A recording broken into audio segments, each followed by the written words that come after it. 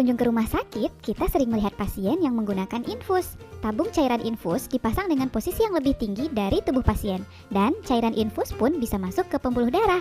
Proses masuknya cairan infus ke pembuluh darah dapat terjadi karena cairan infus memiliki sifat osmosis, yaitu sifat cairan yang dapat menembus membran semipermeabel pada darah karena perbedaan konsentrasi.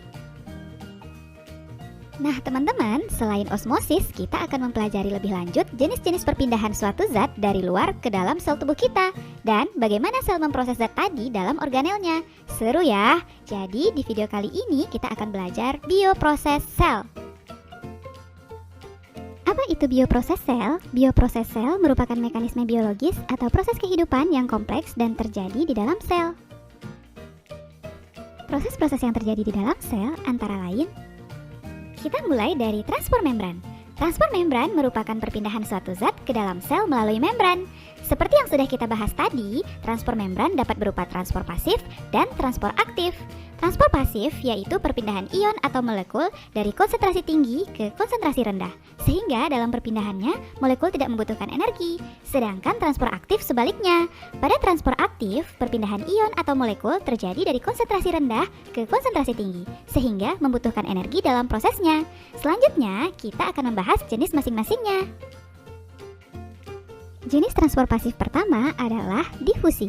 Sebagai bagian dari transport pasif, pergerakan partikel-partikel berupa molekul atau ion pada difusi terjadi dari larutan yang konsentrasinya tinggi ke larutan yang konsentrasinya rendah dengan atau tanpa melalui membran. Difusi terbagi menjadi dua, yaitu difusi sederhana dan difusi terbantu. Difusi sederhana terjadi secara spontan dan tidak membutuhkan molekul perantara. Molekul yang berpindah akan menyebar sampai terjadinya keseimbangan.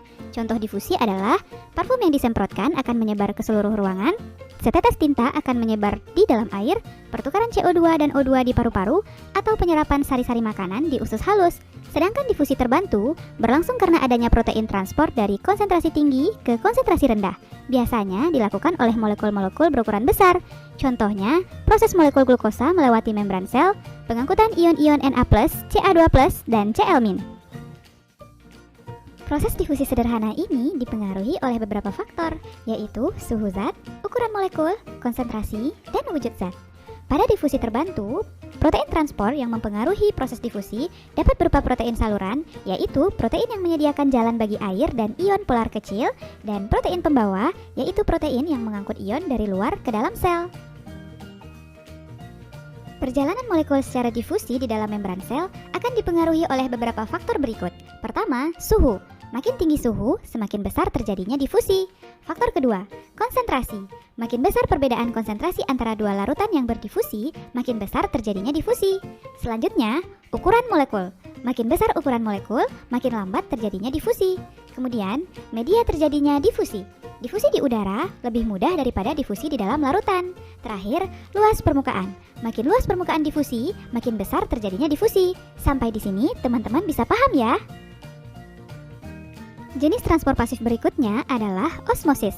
Osmosis merupakan perpindahan molekul pelarut, misalnya air, dari larutan berkonsentrasi tinggi atau hipertonik ke larutan berkonsentrasi rendah atau hipotonik melalui membran semipermeabel, hingga konsentrasi zat terlarut mencapai seimbang atau disebut juga larutan isotonik.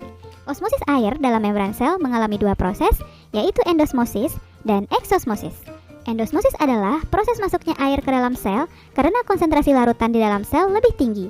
Jika endosmosis terus berlangsung, maka pada sel hewan akan terjadi lisis, yaitu membran sel akan menjadi robek dan pecah. Dan pada sel tumbuhan akan mengalami turgid, atau sel membengkak tetapi bentuknya tetap dipertahankan karena adanya dinding sel. Selanjutnya, eksosmosis. Eksos artinya keluar, jadi air akan keluar dari dalam sel karena konsentrasi zat di luar lebih tinggi. Jika sel dimasukkan ke dalam larutan hipertonik, air akan terus-menerus keluar dari sel, dan sel hewan akan mengkerut atau krenasi karena mengalami dehidrasi, sedangkan pada sel tumbuhan akan menyebabkan sitoplasma mengerut dan terlepas dari dinding sel atau plasmolisis. Berikut ini adalah bentuk kondisi sel hewan dan sel tumbuhan saat berada dalam larutan hipotonik, isotonik, dan hipertonik, sesuai pembahasan kita tadi. Bentuk sel hewan dalam kondisi lisis, normal, dan krenasi, dan bentuk sel tumbuhan dalam kondisi turgid, normal, dan plasmolisis. Gimana? Teman-teman bisa membedakannya ya? Nah, teman-teman, mekanisme osmosis ini banyak kita jumpai dalam kehidupan di sekitar kita. Misalnya, jika kita membandingkan ikan yang hidup di air tawar dengan ikan yang hidup di air laut. Lingkungan air tawar yang sedikit mengandung garam mineral merupakan larutan konsentrasi rendah atau hipotonik. Sebaliknya, lingkungan air laut adalah hipertonik. Berbeda dengan lingkungannya, kondisi tubuh ikan di air tawar bersifat hipertonik karena pekatnya larutan yang ada di dalam tubuhnya. Sedangkan ikan air laut bersifat hipotonik. Konsentrasi larutan di dalam tubuh ikan air tawar lebih besar, maka air akan masuk ke tubuh ikan, sedangkan pada ikan air laut, air akan keluar dari tubuhnya. Banyaknya kandungan air pada tubuh ikan air tawar menyebabkan urinnya encer. Sebaliknya, ikan air laut memiliki urin yang pekat. Dengan semua kondisi di atas, maka ikan air tawar hanya membutuhkan sedikit minum, dan ikan air laut jadi lebih banyak minum agar tubuhnya tidak dehidrasi. Selain pada ikan, contoh penerapan osmosis dalam kehidupan kita adalah penyerapan air oleh akar tanaman, proses pembuatan ikan asin yang diberi garam dan dijemur di bawah matahari, pembuatan telur asin, potongan kentang yang semakin berat saat direndam dalam air, dan masuknya cairan infus ke dalam darah. Teman-teman juga bisa mengamati contoh peristiwa osmosis lainnya ya. Tadi kita sudah bahas bahwa transpor aktif kebalikan dari transpor pasif. Karena pada transpor aktif melawan gradien konsentrasi zat, maka dalam prosesnya ia membutuhkan energi. Kira-kira gimana ya proses transpor zatnya? Mari kita bahas satu persatu bagiannya. Bagian transpor aktif yang saling berlawanan adalah eksositosis dan endositosis. Eksositosis adalah proses pengeluaran zat dari dalam sel yang melibatkan vesikula. Vesikula transport yang terlepas dari badan Golgi akan dipindahkan oleh sitoskeleton ke membran plasma. Pada saat membran plasma dan membran vesikula bertemu, molekul lipid bilayer menyusun ulang lapisan membran baru, sehingga kedua membran menjadi bergabung. Selanjutnya, zat-zat dalam vesikula akan keluar dari sel. Pada endositosis, sel memasukkan molekul yang sangat kecil dengan membentuk vesikula dari membran plasma. Permukaan membran plasma melekuk ke dalam sel membentuk sebuah kantong. Setelah kantong tersebut berisi materi atau zat berukuran kecil, kantong tersebut akan melekuk semakin dalam dan membentuk vesikula utuh. Bisa dipahami ya? Teman-teman, berikut ini catatan untuk proses eksositosis dan endositosis. Nah, eksositosis ini terjadi pada beberapa sel kelenjar sekresi, misalnya sel-sel kelenjar di pankreas yang mengeluarkan enzim pencernaan ke saluran pankreas dan bermuara di usus halus. Berdasarkan zat atau molekul yang dimasukkan ke dalam sel, endositosis memiliki 3 tipe, yaitu fagositosis, pinositosis, dan endositosis dengan bantuan reseptor. Fagositosis merupakan proses endositosis yang memasukkan zat atau molekul padat ke dalam sel. Misalnya, proses memakan bakteri pada sel darah putih atau leukosit. Berbeda dengan fagositosis, zat yang dimasukkan ke dalam sel pada pinositosis adalah zat cair atau larutan. Semua jenis sel hewan dapat melakukan proses pinositosis. Selanjutnya, endositosis dengan bantuan reseptor merupakan proses endositosis di mana molekul yang diterima atau dimasukkan ke dalam sel bersifat spesifik.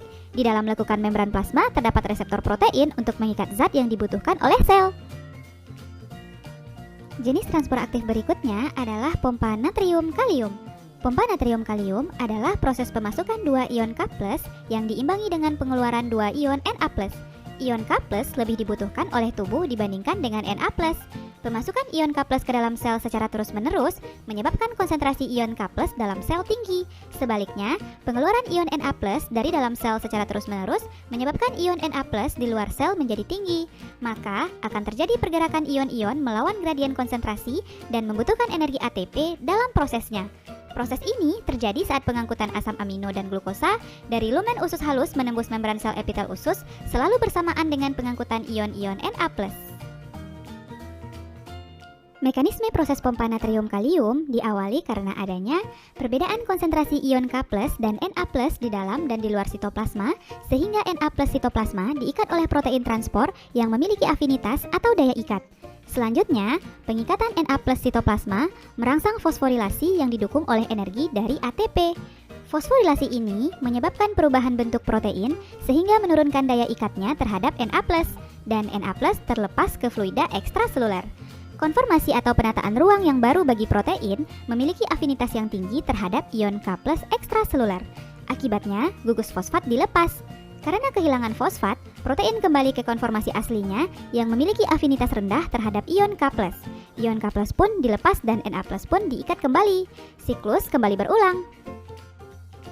Nah, teman-teman, selain ketiga jenis transport aktif tadi, juga terdapat transport aktif yang lain, yaitu kotransport. Kotransport merupakan transport zat yang mengaktifkan transport zat lainnya.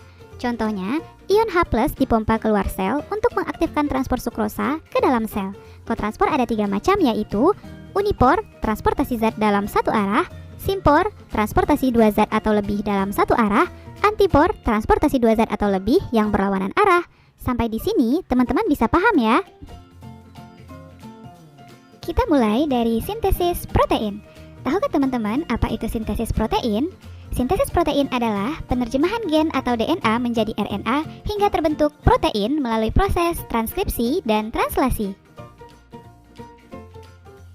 Sintesis protein ini memegang peranan penting dalam menentukan sifat morfologis dan fisiologis makhluk hidup. Bagian sel yang menjalankan proses sintesis protein adalah ribosom. Pada ribosom, terdapat 3 jenis RNA, yaitu messenger RNA atau mRNA, ribosomal RNA atau rRNA, dan transfer RNA atau tRNA. Pembagian jenis RNA ini diperlukan untuk memudahkan ribosom membaca kode jenis protein yang akan disintesis. Nah, teman-teman, tadi kita udah tahu kalau sintesis protein berlangsung dengan 2 tahapan, yaitu transkripsi dan translasi. Proses pertama, transkripsi, merupakan pengolahan DNA membentuk rantai mRNA yang terjadi di dalam inti sel. Setelah ditranskripsi, pesan genetik berupa kodon diterjemahkan di sepanjang molekul RNA hingga terbentuk asam amino di ribosom. Proses inilah yang disebut dengan translasi. Sekarang, teman-teman bisa membedakan kedua proses ini ya. Kedua tahapan sintesis protein tadi diawali oleh keterlibatan DNA yang ada di nukleus dan diakhiri dengan pembentukan protein di ribosom. Karena letak nukleus dan ribosom berjauhan, maka dibutuhkan RNA polimerase. Di dalam nukleus, RNA polimerase akan memisahkan untaian DNA menjadi 2 dengan cara bergerak dari terminator ke promotor. Proses inilah yang menjadi tahapan transkripsi. Proses transkripsi terdiri dari 3 tahapan. Pertama, inisiasi, yaitu proses menempelnya RNA polimerase di promotor. Kedua, elongasi, proses di mana RNA polimerase melakukan pembentukan mRNA. Dan terakhir, terminasi, merupakan proses berakhirnya transkripsi ditandai dengan sampainya RNA polimerase dan mRNA di terminator. Proses selanjutnya, translasi, yang terjadi di sitoplasma. Untuk melakukan proses translasi ini, diperlukan beberapa komponen berikut, yaitu tRNA yang membawa asam amino sesuai dengan kodon mRNA, enzim aminoasil yang menggabungkan antara tRNA dengan asam amino, dan ribosom untuk memudahkan pemasangan antara antikodon tRNA dengan kodon mRNA selama proses sintesis protein. Nah, dalam melakukan prosesnya, translasi juga memiliki 3 tahapan, yaitu inisiasi, menempelnya mRNA ke ribosom. Kodon pertama mRNA yang bertemu dengan ribosom disebut kodon start. Yang menjadi kodon start adalah AUC. Berikutnya, elongasi, pembentukan dan pemanjangan rantai polipeptida. Pada tahap ini, kodon yang dibawa mRNA akan diterjemahkan menjadi asam amino. Setelah itu, masing-masing asam amino akan digabungkan oleh tRNA. Gabungan asam amino tersebut akan membentuk rantai polipeptida atau protein. Terakhir, terminasi, bertemunya ribosom dengan kodon stop sehingga translasi berakhir. Kodon stop ada 3, yaitu UAA, UAC, dan UGA. Sintesis protein terjadi pada semua jenis sel, baik sel prokariotik maupun sel eukariotik. Pada sel prokariotik, proses sintesis protein hanya berlangsung di sitoplasma, diawali dengan pengolahan DNA menjadi mRNA atau transkripsi, hingga terbentuk asam amino atau polipeptida yang spesifik melalui proses translasi. Sedangkan pada sel eukariotik, sintesis protein berlangsung di 2 tempat, yaitu di nukleus dan sitoplasma. Di nukleus, terjadi perubahan DNA menjadi pra-mRNA hingga terbentuk mRNA dengan proses transkripsi. Selanjutnya, mRNA akan keluar dari pori nukleus menuju sitoplasma hingga terbentuk polipeptida yang spesifik di ribosom melalui proses translasi. Teman-teman bisa memahaminya ya? Berdasarkan fungsinya dalam aktivitas sel, protein dibedakan menjadi protein struktural, merupakan protein yang berfungsi membentuk struktur sel, misalnya protein perifer dan protein integral yang menyusun membran sel. Protein fungsional adalah protein yang berperan melakukan fungsi-fungsi tertentu dalam sel, misalnya homeostatis, imunitas, metabolisme, dan transport zat. Protein fungsional dapat berupa enzim dan hormon. Pada sel hewan, terdapat organel khusus berupa lisosom, sentriol dan vakuola yang berukuran kecil. Sedangkan pada sel tumbuhan memiliki organel khusus berupa kloroplas, dinding sel, dan vakuola yang berukuran besar. Dan beginilah struktur lengkap sel tumbuhan. Terdiri dari dinding sel, plasmodesmata, lamela, protoplasma, peroksisom, badan Golgi, vakuola tengah, sitoskeleton, mitokondria, plastida, kloroplas, RE kasar, RE halus, membran inti, kromatin, dan nukleolus. Sekarang kita bahas organel khusus pada sel tumbuhan. Pertama, dinding sel. Dinding sel memiliki struktur yang terdiri dari dinding primer, dinding sekunder, lamela tengah, dan plasmodesmata. Dinding sel tersusun atas selulosa, hemiselulosa, dan pektin. Selulosa bersifat kaku dan memberi bentuk sel, serta mempertahankan turgiditas sel. Fungsi dari dinding sel antara lain menyokong sel, melindungi selaput plasma, memelihara keseimbangan sel dari tekanan, dan memberi bentuk pada sel. Organel khusus berikutnya, vakuola, merupakan organel sitoplasmik berisi cairan yang dibatasi oleh membran tonoplas. Pada sel tumbuhan yang sudah tua, vakuola tampak berukuran besar dan berisi cadangan makanan serta pigmen. Vakuola terbagi menjadi 3 jenis, yaitu vakuola tengah atau tonoplas, vakuola yang mendominasi sel tumbuhan yang berfungsi sebagai tempat penyimpanan makanan, vakuola makanan, vakuola yang berfungsi sebagai tempat pencernaan, penyimpanan, dan pengedaran makanan, vakuola kontraktil, vakuola berdenyut yang berfungsi sebagai osmoregulator, yaitu pengatur nilai osmotik dalam sel. Secara keseluruhan, vakuola berfungsi sebagai tempat menyimpan zat makanan, penyimpanan pigmen, menyimpan minyak atsiri, memasukkan air melalui tonoplas, dan sebagai tempat penimbunan sisa metabolisme. Organel khusus sel tumbuhan terakhir adalah plastida. Plastida memiliki struktur yang terdiri dari membran luar, membran dalam, grana, dan tilakoid. Plastida merupakan organel bermembran rangkap yang berasal dari perkembangan proplastida di daerah meristematik. Berdasarkan pigmen yang dikandungnya, plastida dibedakan menjadi kloroplas, mengandung klorofil yang berguna sebagai tempat fotosintesis, kromoplas, mengandung pigmen non-fotosintetik yang terdiri dari warna merah, oranye, dan kuning, leukoplas, pigmen tidak berwarna yang berguna sebagai tempat penyimpanan makanan. Berikutnya, struktur lengkap dari sel hewan.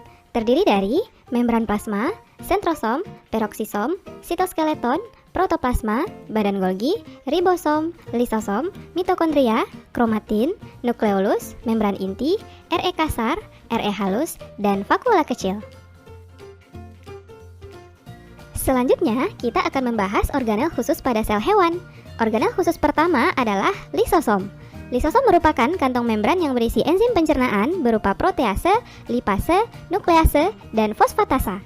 Lisosom memiliki fungsi untuk melakukan pencernaan intrasel, menghancurkan struktur sel yang tidak dikehendaki atau autofag, membebaskan enzim keluar sel atau eksositosis, menghancurkan diri sel atau autolisis. Dan organel khusus kedua adalah sentriol. Sentriol memiliki struktur berbentuk bintang yang berfungsi dalam pembelahan sel baik secara mitosis maupun meiosis. Pada sel hewan juga terdapat sentrosom yang terdiri dari 2 sentriol yang juga berperan dalam pembelahan sel. Nah, sampai di sini teman-teman bisa paham ya?